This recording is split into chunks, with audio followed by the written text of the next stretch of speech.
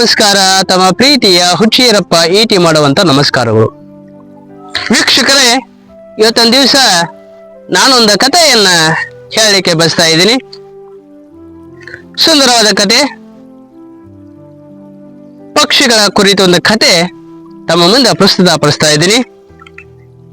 ಕತೆ ಹೆಸರು ಬಂದು ಹಕ್ಕಿಗೆ ಸಹಾಯ ಮಾಡಿದ ರವಿ. ಹಕ್ಕಿಗೆ ಸಹಾಯ ಮಾಡಿದ ರವಿ ಅನ್ನುವಂತ ಒಂದು ಕಥೆಯನ್ನ ತಮ್ಮ ಮುಂದೆ ಹೇಳ್ತಾ ಇದ್ದೀನಿ. ಒಂದೂರಲ್ಲಿ ಒಬ್ಬ ರವಿ ಇದ್ದ. ಅವನು ವಿದ್ಯಾಭ್ಯಾಸ ಮಾಡ್ತಾ ಇದ್ದ. ಅವನಿಗೆ ಹಕ್ಕಿ, ಪಕ್ಷಿ, ಗಿಡ, ಮರ ಹಿಂಗ ಅವನ ಪರಿಸರ ಮೇಲೆ ಸಾಕಷ್ಟು ಪ್ರೀತಿ ಉಳ್ಳವನು, ಅಷ್ಟೇ ಕಾಳಜಿ ಉಳ್ಳವನು. ಹೀಗಿರಲು ದಿನನಿತ್ಯ ಏನಂತಂದ್ರೆ ತಮ್ಮ ಮನೆ ಮುಂದೆ ಇರುವಂತ ಗಿಡ ಮರಗಳನ್ನ ಬೆಳೆಸೋದು, ಯಾವ ಹಕ್ಷಿ ಪಕ್ಷಿಗಳು ಕಂಡ್ರೂ ಕೂಡ ಅವುಗಳನ್ನ ಬಹಳ ಜೋಪಾನವಾಗಿ ಮಾಡುವಂಥದ್ದು ಕೂಡ ಅವನ ಒಂದು ದಿನನಿತ್ಯದ ಕೆಲಸ ಆಗಿತ್ತು. ಜೊತೆಗೆ ತನ್ನ ಶಾಲಾ ಪರಿಸರದೊಳಗ ಗಿಡಗಳನ್ನ ಬೆಳೆಸೋದು, ಆ ಜೊತೆಗೆ ಅವು ನೀರು ಹಾಕುವುದು, ಗೆಳೆಯರ ಜೊತೆಗೆ ಏನಂತಂದ್ರ ಆ ಗಿಡ ಮರಗಳಲ್ಲಿ ಕೂತು ಏನಂತಂದ್ರ ಹಕ್ಕಿಗಳಂತೆ ಕೂಗುವುದು, ಹೀಗೆ ಅವನ ಪರಿಸರದಲ್ಲಿ ಒಬ್ಬ ಮಗುವಾಗಿ ಬಿಟ್ಟಿದ್ದ. ಹೀಗೆ ಒಂದಿನ ಅವ ಶಾಲೆ ಬಿಟ್ಟ ಮೇಲೆ ಒಂದಿನ ಅವನು ತನ್ನ ಮನೆಯಿಂದ ಹೊರಗಡೆ ರೋಡ ಆಚೆ ಹೋಗ್ತಾ ಇರ್ತಾನ.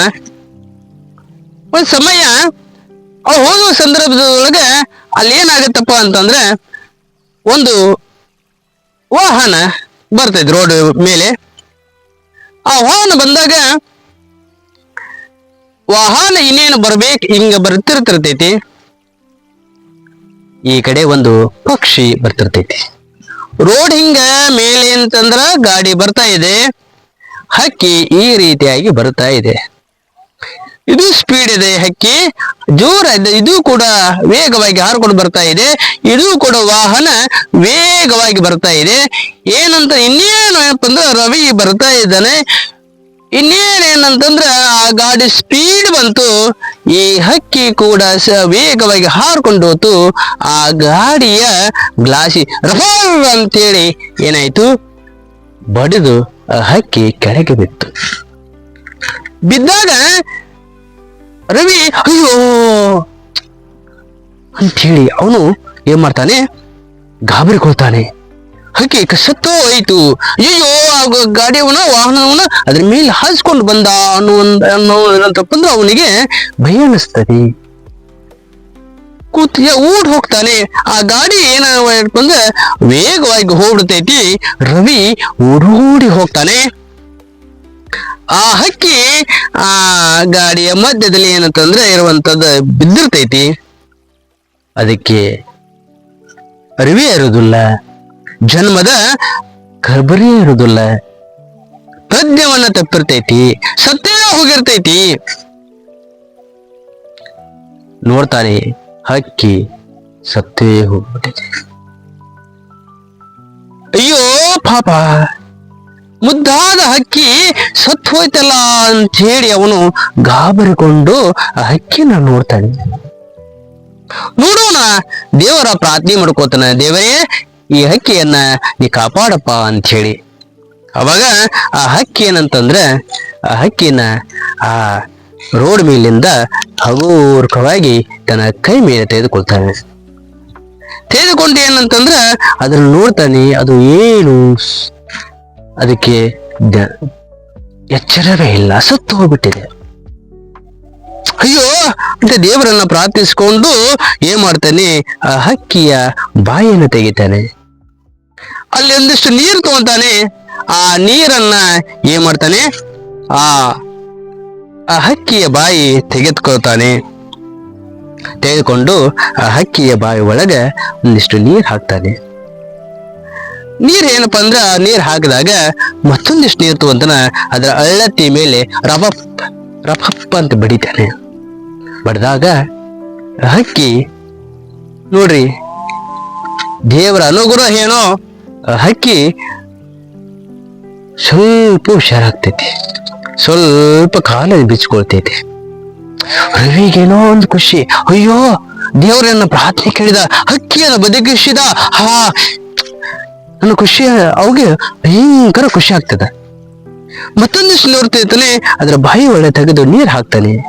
ಮತ್ತೊಂದಿಷ್ಟು ನೀರು ತೋತಾನೆ, ಅದರ ಹಳ್ಳೆತ್ತಿ ಮೇಲೆ ರಫಾ ರಫಾ ಅಂತ ಬಡಿತಾನೆ. ಹಿಂಗೆ ಬಡಿದಾಗ ಹಕ್ಕಿ ಏನೈತಿ, ಸ್ವಲ್ಪ ಮೈಯನ್ನ ಅಲುಗಾಡಿಸ್ಲಿಕ್ಕೆ ಪ್ರಾರಂಭ ಮಾಡ್ತೈತಿ. ಮತ್ತಷ್ಟು ಕುತೂಹಲ ರವಿಗೆ, ಅಯ್ಯೋ ಸತ್ತಂತ ಒಂದು ಪಕ್ಷಿ ಎಚ್ಚರವಾಯ್ತು ಅಂತ ಹೇಳಿ ಮತ್ತೇನಂದ್ರ ಆ ಕೈ ಒಳಗ ಹಕ್ಕಿಯನ್ನ ಹಿಂಗಿಂಗೆ ಅಳಗಾಡಿಸ್ತಾನ. ಹಕ್ಕಿ ಏನಾಗ್ತೈತಿ ಅಂತಂದ್ರ ಸ್ವಲ್ಪ ಹೊಳಾಡಕ್ ಪ್ರಾರಂಭ ಮಾಡ್ತೈತಿ. ಮತ್ ಹಿಂಗ ಅಳಗಾಡಕ ಶುರು ಮಾಡ್ತಾನ. ಅದು ಸ್ವಲ್ಪ ಕಣ್ಣ ತೆರಿತೈತಿ. ಹಿಂಗ ಅಳಗಾಡಿಸಿದಾಗ ಅದು ಒಂದು ಕಣ್ಣ ತೆಗಿತಾ ಎಚ್ಚರಗೊಳ್ಳುತ್ತಾ ಅದು ಏನಾಗ್ತೈತಿ, ಆ ಹಕ್ಕಿ ಅವನ ಕೈಯಲ್ಲಿ ಎದ್ದು ನಿಂತುಕೊಳ್ತೈತಿ. ಅಯ್ಯೋ ಹಕ್ಕಿ ದೇವರು ಬದುಕಿಸಿದ ಹಕ್ಕಿ ಏನಂತಂದ್ರ ಎಚ್ಚರವಾಯ್ತು. ಹಾಗಾದ್ರೆ ಏನ್ ಮಾಡ್ಬೇಕಾದ್ರೆ ಹಾರಿಸ್ಬೇಕಲ್ಲ, ಅದನ್ನ ಏನ್ ಮಾಡು ಅಂತ ಅದಕ್ಕೆ ಅದಕ್ಕೊಂದು ಐಡಿಯಾವನ್ನ ರವಿ ಮಾಡ್ತಾನ. ಆ ಹಕ್ಕಿಯನ್ನ ತನ್ನ ಕೈಯಲ್ಲಿ ಇಟ್ಕೊಂಡು ಮತ್ತೆ ಹಿಂಗೊಮ್ಮೆ ಮಾಡ್ತಾನೆ.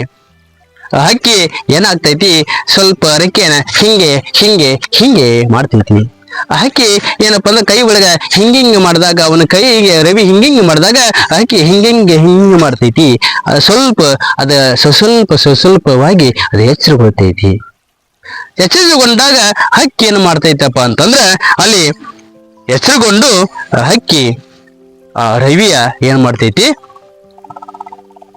ತುರ್ರ ಅಂತ ಹಾರ ಹೋಗ್ತೈತಿ. ಹಕ್ಕಿ ಅವು ಹಿಂಗಿಂಗೆ ಮಾಡಿದಾಗ ಆ ಹಕ್ಕಿ ಹಿಂಗಿಂಗ್ ಮಾಡ್ತಿತ್ತು. ಸ್ವಲ್ಪ ಏನಪ್ಪಾ ಅಂದ್ರ ಅದು ಶಕ್ತಿಯನ್ನ ತೆಗೆದು ಹಿಂಗ್ ತಗೊಂಡು ಹಾರಿ ಹೋಗ್ಬಿಡ್ತೈತಿ. ವಾವ್, ರವಿಗೂ ಎಳಿಸಲಾರ್ದ ಖುಷಿ. ಸತ್ತೋ ಹೋಯಿತು ಅನ್ನುವಂತ ಒಂದು ಪಕ್ಷಿ ದೇವರು ಬದುಕಿಸಿದ ನೋಡು. ಅದ ಖುಷಿ ಒಂದು ಹಾರಿದ್ದು ಅವನಿಗೂ ಕೂಡ ಬಹು ಸಂತೋಷವಾಯ್ತು. ಹೀಗೆ ಆ ಒಂದು ಪಕ್ಷಿಯನ್ನ ರವಿ ಅದನ್ನ ಬದುಕಿಸಿದ, ಜೊತೆಗೆ ಅದಕ್ಕೆ ಹಾರುವಂತ ಕಲೆಯನ್ನ ಮತ್ತೆ ಏನಂತ ಕಲಿಸಿದ. ಹೋಯ್ತು. ಹೀಗೆ ಒಂದು ವಾರ ನಂತರ ರವಿ ಮತ್ತೆ ಅದೇ ಸ್ಥಳದಲ್ಲಿ ಅದೇ ರೋಡ್ ಮೇಲೆ ಹಿಂಗ ಹೋಗ್ತಾ ಇರ್ತಾನ. ಅಲ್ಲಿ ಆ ಒಂದು ಗಿಡದ ಒಳಗೆ ಕೂತಂತ ಹಕ್ಕಿ ನಾನು ಎಲ್ಲಿದ್ದೀನಿ ಅಂತ ಇತ್ತು. ಅಯ್ಯೋ ಯಾರ ಮಾತಾಡ್ತಿದ್ರು, ಯಾವ್ದು ಹಕ್ಕಿ ಮಾತಾಡ್ತಾ ಇದೆ ಇಲ್ಲಿ ಅಂತ. ಅವಾಗ ರವಿ ಮುಂದಿನ ರೋಡ್ ಹತ್ರ ಹೋಗ್ತಾನೆ. ಒಂದು ಗಿಡದ ಹತ್ತಿರ ಹೋದಾಗ ಅಲ್ಲಿ ಒಂದು ಪಕ್ಷಿ ಓದಿರ್ತೈತಿ. ನಾನು ಇಲ್ಲಿದ್ದೀನಿ ಅನ್ನುದ ತಡ ಅದು ಮೇಲಿಂದ ಹಾರ್ಕೊಂಡು ಬಂದು ರವಿ ಹೆಗಲ ಮೇಲೆ ಕೊಂಡ್ಕೊತೈತಿ. ನೋಡ್ರಿ, ಆ ರವಿ ನಾನು ಅವತ್ತ ಬದುಕಿಸಿದ್ದೆ ಒಂದು ಪಕ್ಷಿ, ಒಂದು ಹಕ್ಕಿ. ನೀನೇ ಮಾತಾಡಿದ್ದು? ಹೌದು, ನಾನೇ ಮಾತಾಡಿದ್ದು. ನನ್ನನ್ನ ನೀ ರಕ್ಷಿಸಿದ್ರಿ. ಹೀಗೆ ನಿನ್ನಂತವರು ಅನೇಕ ಈ ಪರಿಸರವನ್ನ, ಇಲ್ಲಿರುವಂತ ಪಕ್ಷಿಗಳನ್ನ, ಪ್ರಾಣಿಗಳನ್ನ ಸಂರಕ್ಷಿಸಿರಿ ಅಂತ ಹೇಳ್ತು. ಅವಾಗ ಆ ಪಕ್ಷಿ ದಿನಾಲು ಏನಂತಂದ್ರ ರವಿ ಮತ್ತು ಆ ಹಕ್ಕಿಯ ಒಂದು ಸಂಬಂಧ, ಒಂದು ಪ್ರೀತಿ, ಆ ಕಾಳಜಿ ಮತ್ತೊಂದಿಷ್ಟು ಏನಾಯ್ತು ಅಂತಂದ್ರ ಅದು ಬೆಳೀತಾ ಹೋತು. ಹೀಗೆ ಆ ರವಿ ಮತ್ತು ಆ ಹಕ್ಕಿ ಖುಷಿಯಾಗಿ ಮುಂದ ಹೋಗ್ತಾರ. ಅದಕ್ಕೆ ತಮ್ಮಲ್ಲಿ ಕೈ ಮುಗಿದು ಕೇಳ್ಕೊಳ್ಳೋದೇನಂತಂದ್ರ, ನಾವು ನಮ್ಮ ಸುತ್ತಮುತ್ತಲಿರುವಂತ ಪರಿಸರವನ್ನ ನಾವು ಪ್ರೀತಿಸೋಣ, ಸ್ವಚ್ಛತವಾಗಿ ಇಟ್ಟುಕೊಳ್ಳೋಣ, ಸಾಕಷ್ಟು ಗಿಡ ಮರಗಳನ್ನು ಬೆಳೆಸೋಣ.